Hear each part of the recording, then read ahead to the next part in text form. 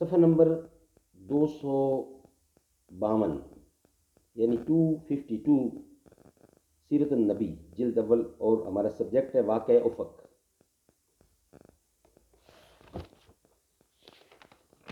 اردو زبان میں سرور عالم صلی اللہ علیہ وسلم کی سیرت پر جامع ترین کتاب سیرت النبی صلی اللہ علیہ وآلہ وسلم، علامہ شبلی نعمانی رحمۃ اللہ، علامہ سید سلیمان ندوی رحمۃ اللہ۔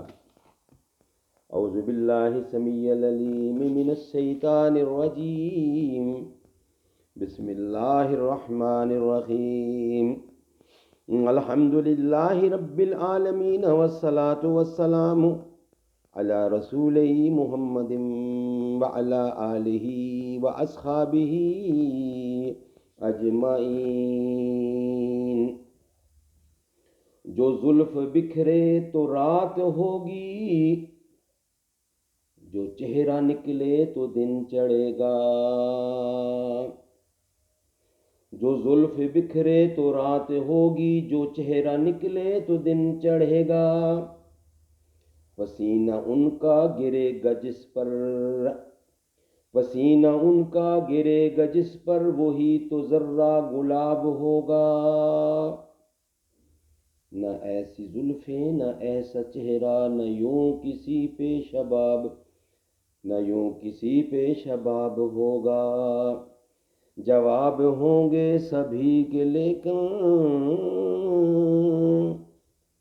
جواب ہوں گے سبھی کے لیکن، نہ مصطفیٰ کا جواب ہوگا۔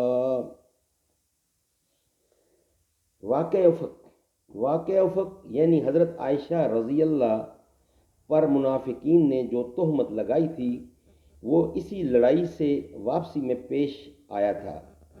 احادیث اور سیر کی کتابوں میں اس واقعہ کو نہایت تفصیل سے نقل کیا ہے، لیکن جس واقعہ کی نسبت قرآن مجید میں صاف مذکور ہے کہ سننے کے ساتھ لوگوں نے یہ کیوں نہیں کہہ دیا کہ بالکل افطرا ہے، اس کی تفصیل کے ساتھ لکھنے کی چنداں ضرورت نہیں۔ البتہ اس واقعہ سے یہ اندازہ کرنا چاہیے کہ محض جھوٹ اور بیہودہ خبر بھی کس طرح پھیل جاتی ہے۔ یہ خبر اصل میں منافقین نے مشہور کی تھی، لیکن بعض مسلمان بھی دھوکے میں آ گئے جن کو تہمت لگانے کی سزا دی گئی، جیسے کہ صحیح مسلم وغیرہ میں مذکور ہے۔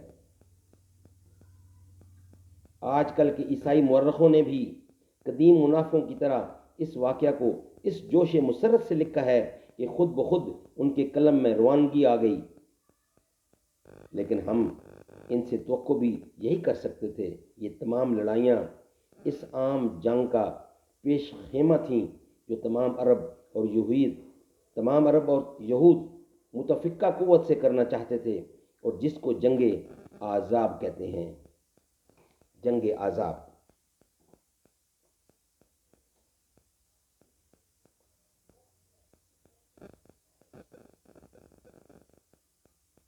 انشاءاللہ اس کا پورا بقیہ حصہ نیکسٹ ویک لاگ میں ہم بیان کریں گے۔ اللہ تعالی ہمیں حضور کے نقش قدم پر چلنے کی توفیق عطا فرمائے۔